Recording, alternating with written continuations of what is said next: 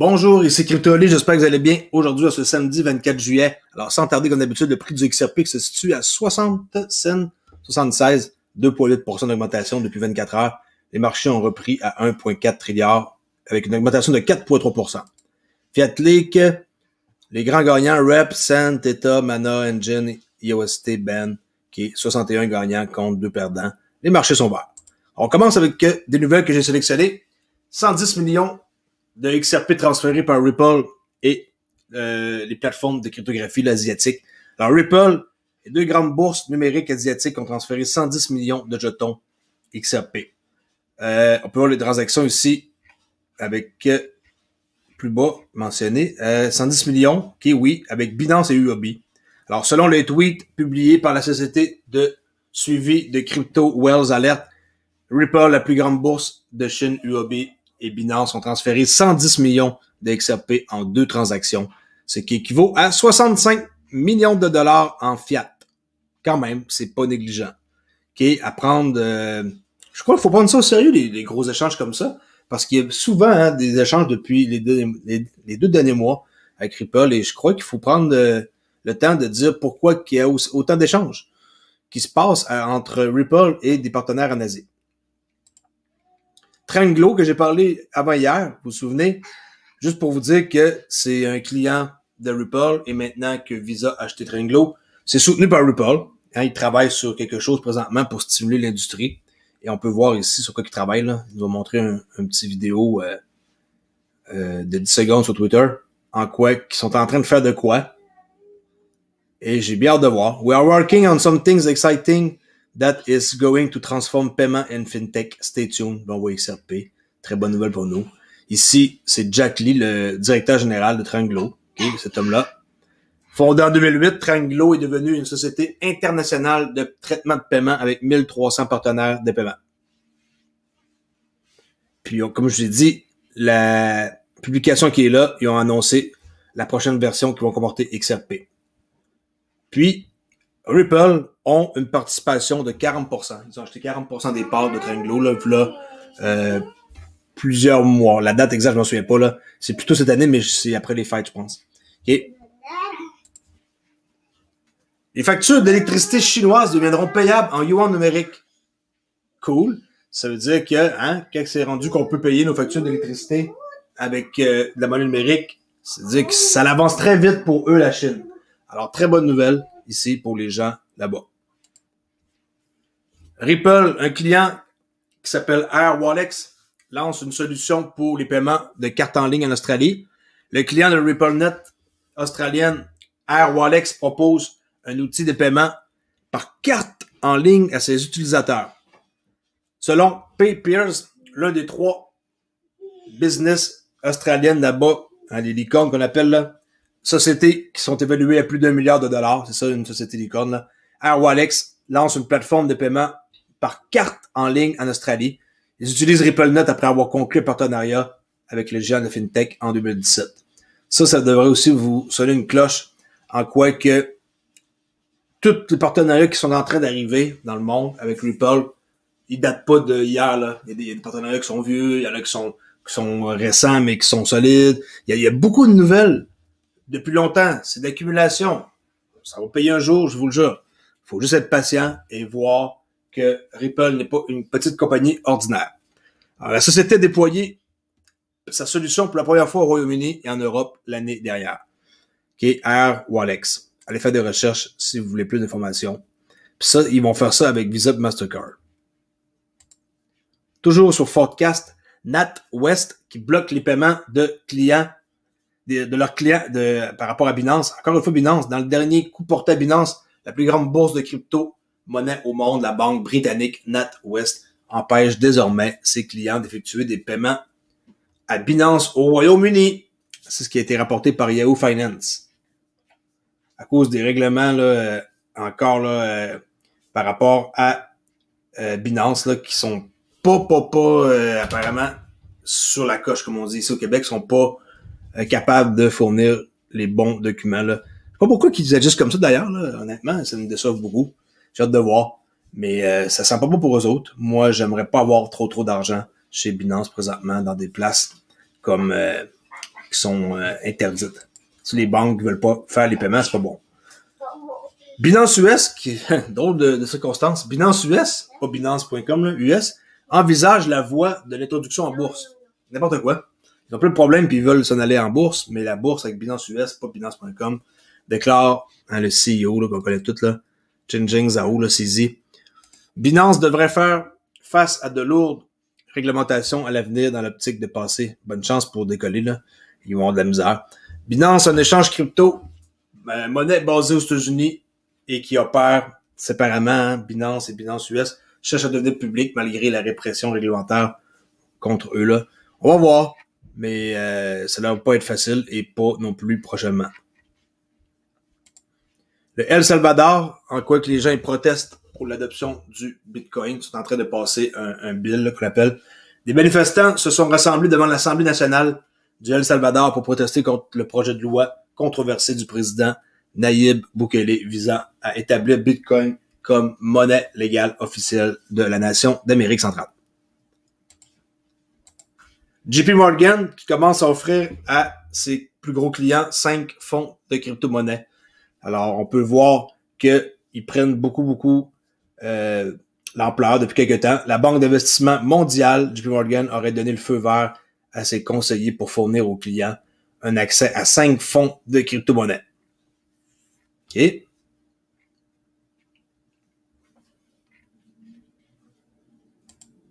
Les riches vont en profiter, là, ça c'est clair. C'est toujours les premiers qui en profitent. Alors, ils vont sûrement mettre une somme d'argent importante dans 5 fonds. La banque Prov lance un réseau de paiement pour les clients crypto. Le réseau sera en concurrence avec la Silvergate Exchange Network et Signature Signet sur le marché des paiements en temps réel. On peut voir ici le PDG de Banque Prov. OK, il est ici. Alors, Banque Prov a annoncé jeudi qu'elle lançait Prov Exchange, une plateforme de paiement H24 7/7 qui permet aux clients de la plateforme de se payer instantanément. Ça fait suite à un produit de prêt adossé à Ethereum que la banque a lancé avec Anchorage, vous devez sûrement connaître, en juin, qui sont rendus eux autres vraiment big, là, une banque, en juin, dans le but de capter une plus grande part du marché des actifs numériques. Alors encore quelqu'un d'autre qui vient de plus en plus important et il vient de concurrencer la Silvergate Exchange. Je fais des nouvelles vite parce que je suis en retard sur mes nouvelles et je veux que vous soyez au courant le plus possible. S'il y a des nouvelles qui vous intéressent plus que d'autres, c'est pas compliqué. Vous allez juste marquer un titre et vous le cherchez sur Google, vous allez tomber sur le bon article. Ici, il y a un peu une chicane avec un triangle amoureux qu'on pourrait appeler là. XRP, XLM, MoneyGram, ben oui, hein, MoneyGram, ils nous ont laissé tomber à cause de la poursuite contre la SEC, contre Ripple. Maintenant, hein, notre ami Jed McCaleb, ancien cofondateur du XRP Ledger, a foutu le camp, comme on sait tous, hein. Il a créé Stellar. Maintenant, il est en train de vouloir acheter MoneyGram. Alors, ça fait un peu un triangle amoureux. Alors, cet article-là parle de ça. Puis, ça dit que MoneyGram est susceptible d'être au centre de la rivalité Ripple contre Stellar, tandis que notre mal-aimé Jed McCaleb est en train de vouloir s'approprier MoneyGram. Si vous voulez lire l'article, c'est un peu long. J'ai pas comme pris la peine de souligner rien. Mais il y a des trucs importants ici que des chiffres. Comme ici que Jed McCaleb a reçu 8 milliards de jetons XRP. Il y a du monde qui ne savent pas ça. 8 milliards de jetons XRP que Jed McCaleb a reçu quand il s'est séparé. Puis on sait qu'il a vendu aussi pour 400 millions de dollars d'XRP en 2020. Là. C'est quand même pas mal. Là. 420 millions de dollars. Nous, on en veut juste quelques-uns. Hein. C'est fou pareil. Hein? Comment que c'est des grosses sommes d'argent. Continuez ici. On va faire vraiment des nouvelles vite pour vous tenir au courant, comme j'ai dit.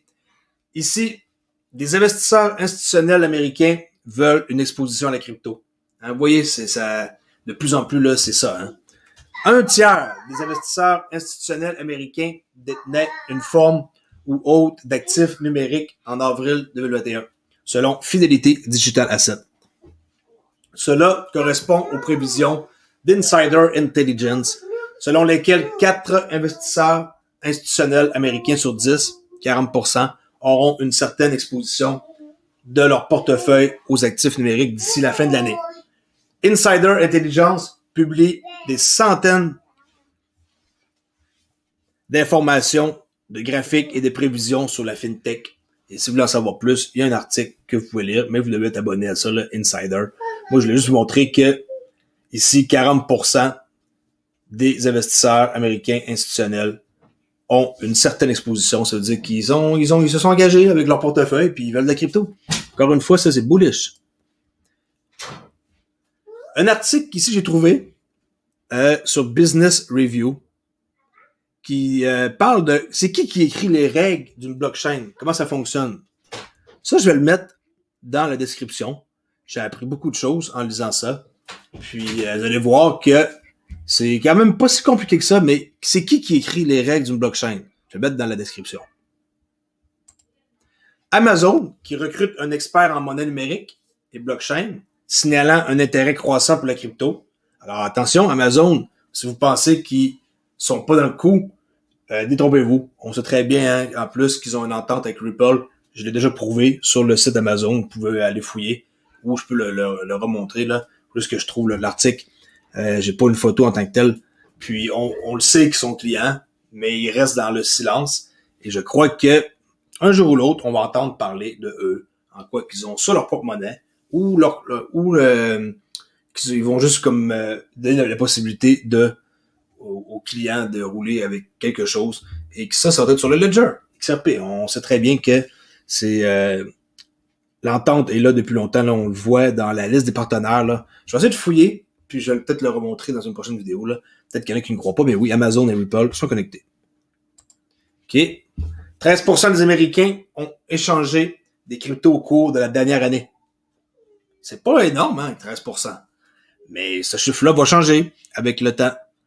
13% des Américains ont acheté ou échangé des cryptos. Acheté. Bon, je peux comprendre, on peut acheter ça pour acheter un morceau en ligne quelque part. Échanger, on échange pour une autre sorte de crypto. Ça, peut-être c'est moins fréquent pour l'instant. On échange des crypto-monnaies au cours ils ont échangé 13% des Américains ont échangé ou acheté des cryptos au cours de l'année dernière. Selon une enquête de NORC. En comparaison, 24% des Américains ont investi dans des actions. Alors, on voit que c'est 2 fois plus populaire ceux qui investissent dans les actions. Comme j'ai dit, avec le temps, ça va changer. Les investisseurs dans les monnaies numériques comme le Bitcoin, l'Ethereum et Dogecoin avaient tendance à être plus jeunes et plus diversifiés en termes de sexe, race et d'origine par rapport aux investisseurs. On sait, Dogecoin, moi j'ai quelqu'un au travail que j'ai parlé l'autre jour, puis j'ai compris une conversation, il était en train de discuter d'Ethereum, puis je me suis un peu comme... j'ai comme tendu l'oreille, puis j'ai dit, tu détiens d'Ethereum? Il dit, non, il dit, moi, j'ai du Dogecoin. Il dit, depuis que Elon Musk en a parlé, j'en ai acheté. Je dis, ok, c'est intéressant. J'ai dit, tu comptes garder ça longtemps? Ben, il dit oui, il dit long terme. Je dis long terme, comme quoi? Il me dit, 5 à 10 ans. Là, j'ai eu l'impression qu'il connaissait ma chaîne, parce que je parle tout le temps, moi, de 5 à 10 ans qui s'appelle, mais non, il connaît pas ma chaîne, là. Il y a personne au travail qui sait que j'ai une chaîne YouTube. Alors, du moins, s'ils le savent, ils me le disent pas. J'ai resté un peu surpris qu'ils veulent garder 5 à 10 ans ses Dodge, puis qu'il est jeune, il a comme 19-20 ans, là. J'ai le double de son âge. Puis, lui, il avait l'air comme très, très, très sûr de sa réponse, là. C'est bon, parce qu'à cet âge-là, habituellement, ils sont pas nécessairement long terme, là. Les cartes de crédit crypto pourraient être le chaînon manquant de l'adoption massive. Regardez bien, une genre de carte comme ça de débit, de crédit, mais crypto.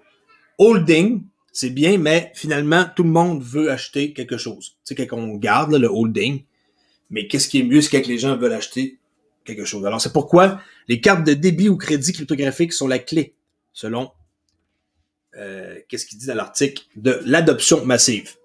Parmi les nombreuses voies disponibles pour l'adoption massive de crypto-monnaies, qui inclut la finance décentralisée, la DeFi, que j'adore, que je peux plus m'en passer. J'adore faire mes transactions là-dessus, c'est fou. Je veux plus rien savoir, moi, d'utiliser des sites d'échange. Sites d'échange, j'utilise ça pour convertir mon argent, mettons, à mon compte de banque. Mais en tant que tel, ça me sert plus rien. J'achète tout. J'achète, puis je me débarrasse tout de suite là, de qu'est-ce que j'achète pour l'envoyer ailleurs là, sur la DeFi. C'est juste un intermédiaire présentement pour moi. Mais éventuellement, ça sera même plus un intermédiaire. Je vais m'organiser pour que ça disparaisse complètement de ma vie. Je vais juste faire du DeFi. Alors, de nombreuses voies disponibles pour l'adoption massive des cryptos, qui inclut la finance décentralisée, la DeFi, les protocoles, hein, couche 1, là, qu'on appelle, puis les jetons non fongibles, les NFT et les pièces stables, la voie la plus simple et la voie est la plus applicable pour le grand public. On voit que avec ce genre de carte-là, ça pourrait être vraiment un truc très intéressant parce que la croissance de tout ce qui est en train d'arriver avec les entreprises pour l'adoption de la crypto-monnaie vont toutes proposer éventuellement des cartes de crédit là, basées sur la crypto. Il faut juste voir qu'est-ce qu'ils vont faire. Mais on sait hein, que Crypto.com ils le font, BlockFi puis Coinbase, là, il y a déjà ces trois-là qui le font. Mais attendez, on s'en reparlera dans une couple d'années comment il va y avoir des gens qui vont offrir ce genre de cartes-là. Ça va peut-être partout, même dans le coin par chez vous, là, dans un dépanneur. Éventuellement, il va y avoir ça partout. Et pour finir, Standard and Custody, ils ont changé leur site. Eux, si vous savez pas c'est qui sont derrière ça, je vais juste vous montrer une photo, vous allez tout comprendre là, et voilà. David Schwartz, le CTO de Ripple. Ici, un gars Tim Keeney, qu'il faut absolument connaître avec l'expérience qu'il a faite, le nombre d'argent qu'il a brossé dans toute sa vie, c'est épouvantable. Jack McDonald, qui est lui le chef de direction. On a aussi Antoinette O'Gorman, là. Mais les autres, c'est pas que je les connais pas, c'est juste que je vous montre les personnages les plus connus, là. Jack McDonald, David Schwartz, Tim Keeney, puis Antoinette O'Gorman. Qu'est-ce que c'est pas compliqué. C'est un endroit où on peut conserver notre crypto en toute sécurité. Et c'est qui est derrière ça? Hein? C'est Ripple. Eh oui. Et Arthur Brito aussi est derrière ça. Notre mystérieux Arthur Brito, qu'on peut voir ici. Regardez bien là. Arthur Brito. Fondateur, président de Polysign. Polysign, hein?